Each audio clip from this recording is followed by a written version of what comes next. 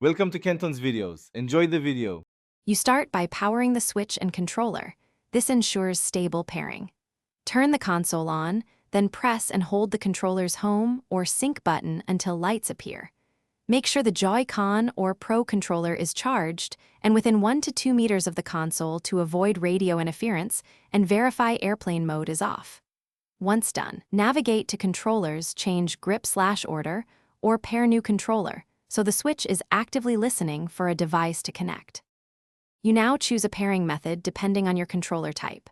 For a Pro controller, plug a USB-C cable into the switch dock or console and press any button to register. Wired pairing is instant and charges the controller. For wireless Joy-Con or Pro pairing, press the sync button until LEDs blink, then select Pair New Controller on screen. The console will detect it. If using a third-party Bluetooth controller, enter System, Settings, Controllers, and Sensors to enable unlicensed controller. You finish by confirming the controller responds in controller's test input. Press a few buttons and move sticks to verify. If inputs are off, recalibrate sticks in System Settings, Controllers, and Sensors. When pairing fails, power cycle the controller by holding sync or detach and reattach Joy-Con. You can also perform a console reboot and retry pairing.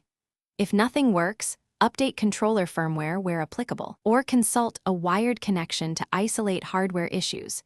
This narrows down whether the problem is software or the controller itself. Thanks for watching. Consider subscribing if we helped you.